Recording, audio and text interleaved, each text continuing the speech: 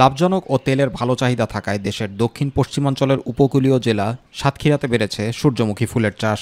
আর এই সূর্যমুখী চাষে ব্যবহার হচ্ছে পতিত বা গাছগাছালিতে আচ্ছাদিত জমি, যেখানে অন্য ফসল চাষ হয় না।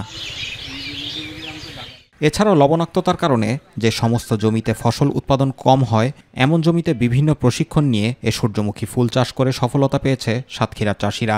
যে জমিতে অন্য কোনো ফসল হয় না, সেই জমিতে এই সূর্যমুখী ফুলের চাষ খুবই ভালো হচ্ছে। কৃষিতে নতুন বিপ্লব আনার জন্য কেয়ার বাংলাদেশের সহায়তায় প্রশিক্ষণ পেয়ে আমাদের কৃষক ভাইরা অনেকেও সূর্যমুখী চাষ করছে। কেয়ার বাংলাদেশের ভাইদের কাছ থেকে ভালো ট্রেনিং পেয়ে ভালো ফসল উৎপাদন হয়েছে।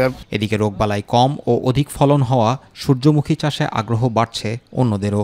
সূর্যমুখী ফসলটাই অনেক বালা মুসিবত কম এবং রোগবালা কম এবং লাভজনক। সূর্যমুখীর চাষ করে আমরা মনে করছি যে মন 4,000 থেকে 4,500 টাকা, তাতে দেখা যাচ্ছে আমার 18 থেকে 20,000 টাকা লাভ হবে।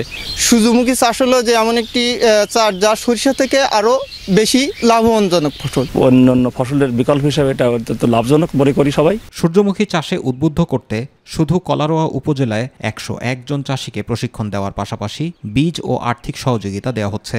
এদিকে জেলার ভোজ্য তেলের ঘাটতি পূরণে কৃষকদের সব ধরনের সহযোগিতা করা হচ্ছে বলে জানান কৃষি বিভাগের এ কর্মকর্তা। এবছর লক্ষ্যমাত্রা ছিল 140 হেক্টর, অগ্রগতি হয়েছে 107 হেক্টর।